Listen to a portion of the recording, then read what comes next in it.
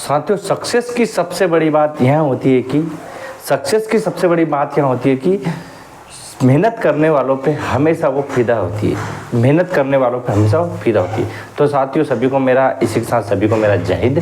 साथियों, आज का जो हमारा टॉपिक रहेगा वो रहेगा वर्ब दोस्तों, MPSI और डिफेंस जो भी जितने भी एग्ज़ाम हो और भी ऑल इंडिया कोई सा भी एग्ज़ाम हो, रेलवे हो, तो हर एग्ज़ाम में इंग्लिश का पूछा जाता है। और इंग्लिश में बहुत सारे विद्यार्थियों को बहुत सारा कन्फ्यूज़न होता है, क्योंकि अधिकतर 50% से ज़्यादा विद्यार्थी हिंदी मीडियम के रहते हैं और बाकी इंग्लिश मीडियम के, मतलब अधिकतर जो संख्या जिसकी हिंदी मीडियम वालों की ज़्यादा है। तो बहुत सारा कंफ्यूजन है और वर्ब का भी बहुत एक टॉपिक है और इससे क्वेश्चन बनता ही है। तो आज का जो हमारा टॉपिक है बहुत इंटरेस्टिंग होने वाला है और जितने भी कंफ्यूजन है वर्ब को लेकर वो सारे कंफ्यूजन मैं आपको क्लियर कर दूंगा। लेकिन दोस्तों, वीडियो के अंत तक जरूर बने रहे और इस वीडियो को ज़्यादा से ज़्यादा लोगों तक शेयर करें। तो दोस्तों, देर न करते शुरुआत करते हैं। दोस्तों, वर्ब का क्या बोलते हैं दोस्तों? क्रिया या कार्य। मतलब क्या होता है वर्ब का? मतलब दोस्तों होता है मैं किसी भी कार्य को का होना दर्शाया देता है। जैसे मैं आपको पढ़ा रहा हूं तो ये क्या है? ये कार्य चल रहा है और आप इस वीडियो को देख रहे हो तो ये भी क्या हो रहा है? ये भी एक आपका कार्य चल रहा है कि आप पढ़ाई कर रहे हो, है ना। तो ये चीज क्या मतलब किसी भी कार्य के, जैसे खेलना, खाना, सोना, पीना, ये सब चीज क्या है? कार्य का होने को दर्शाता है। ठीक है, पढ़ते हम देखो, कार्य का होना दर्शाते वर्ब को डूइंग वर्ब भी कहते हैं। ठीक है, अगला यहां से देखेंगे वर्ब। अब देखना वर्ब को क्या दोस्तों, इनको दो भागों में डिवाइडेड कर दिया गया है। पहला कौन सा? हेल्पिंग वर्ब और दूसरा है मेन वर्ब। ठीक है, अब हेल्पिंग वर्ब की बात करते हैं दोस्तों। हेल्पिंग वर्ब में क्या होता है?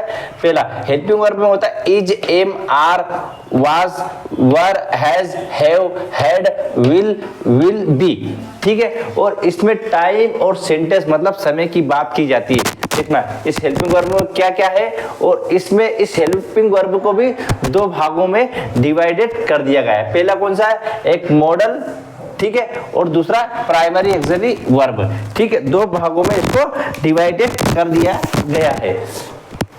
पहला मेन, मतलब जो मेन वर्ब का कार्य क्या? ये जो मेन वर्ब तो है मुख्य क्रिया के स्थान पर और ये मेन वर्ब का कार्य नहीं करते, दोनों एक चीज अपोजिट है। ठीक है, अब इसमें देखो मॉडल्स में क्या है, मैंने बता दिया would, could, should, may, might, most, can. मतलब जो मॉडल्स में आते हैं ना, ये मॉडल्स का अधिकतर एग्जाम में पूछता है, एरर में बहुत सारी चीज वो आगे बताता हूँ आपको मैं। ठीक है, तो ये क्या होगा? मेन वर्ब का कार्य नहीं करते। ठीक है, कैन, कुड, शुड ये सेम एक ही चीज है।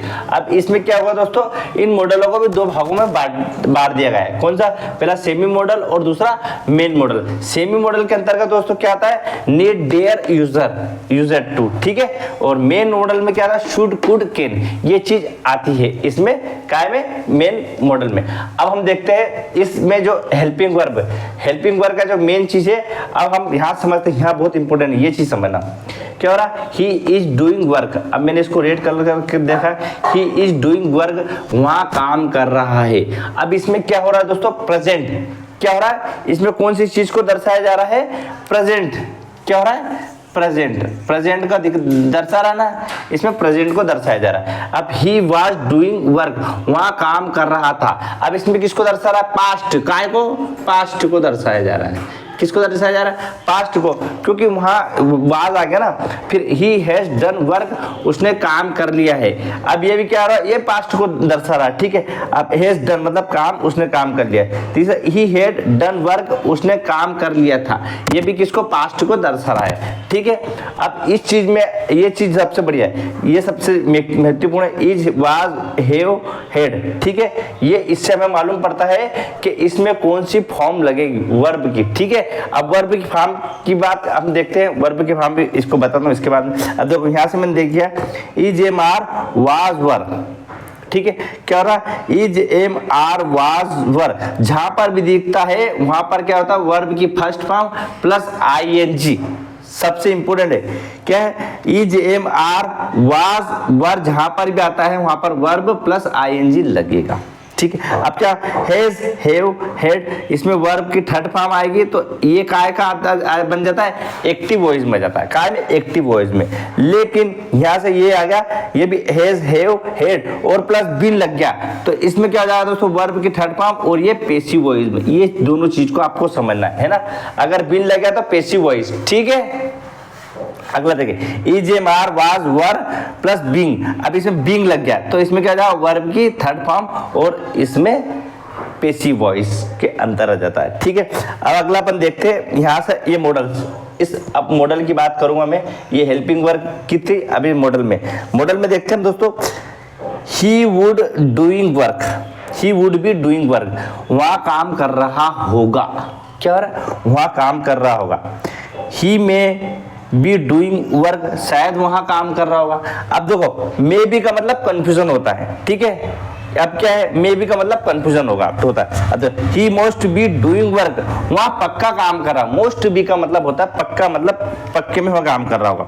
He could be doing work, वहाँ काम कर रहा हो सकता है, क्या कुड मतलब क्या है हो सकता है, अब हमें मालूम नहीं है। ठीक है, फिर इसी में क्या है ये मॉडल्स में क्या होता है कार्य की संभावना के बारे में बताता है, तो सेम टू सेम। अब इसी में मॉडल में ये देख रहे दे दिया है, मॉडल अगर देंगे तो फर्स्ट फॉर्म, लेकिन मॉडल प्लस बी लग गया तो वर्ब की थर्ड फॉर्म प्लस उसके बाद में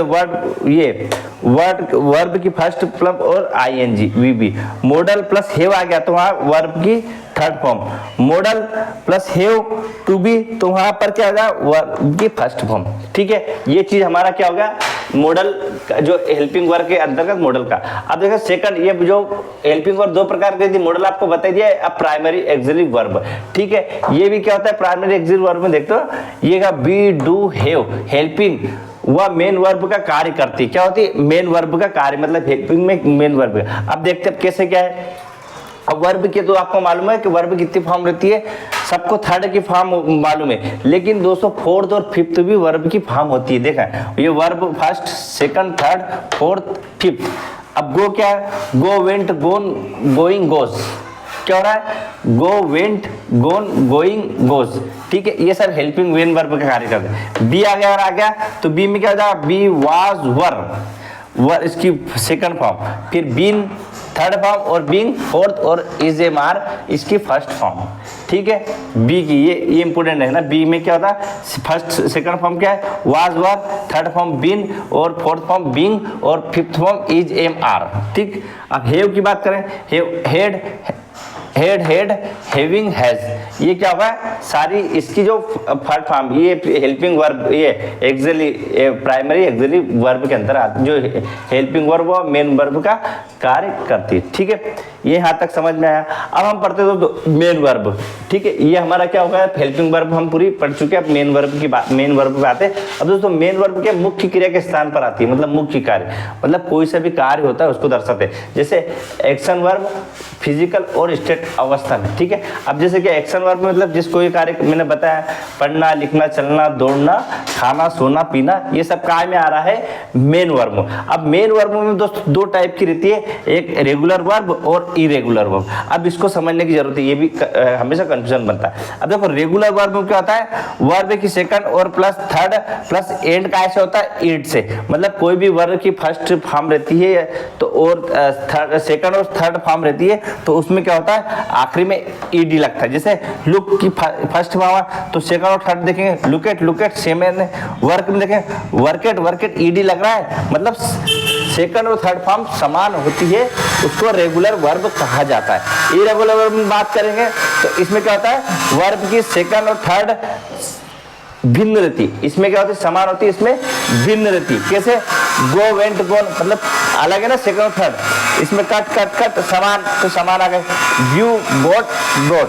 ठीक है, ये हमारा दोस्तों पहला वर्ब का टॉपिक हमारा इंग्लिश का खत्म हो गया और एमपीएसआई आने वाली है। आप कंटिन्यू तैयारी करते रहो, कहीं ना कहीं आपका जो लक्ष्य आपने बनाया वो आपको मिल जाएगा, लेकिन आपको मेहनत कंटिन्यू करनी पड़ेगी। ठीक है दोस्तों, आज के लिए इतना ही, मिलते दोस्तों नेक्स्ट दिन। जय हिंद जय भारत, वंदे मातरम, भारत माता की जय।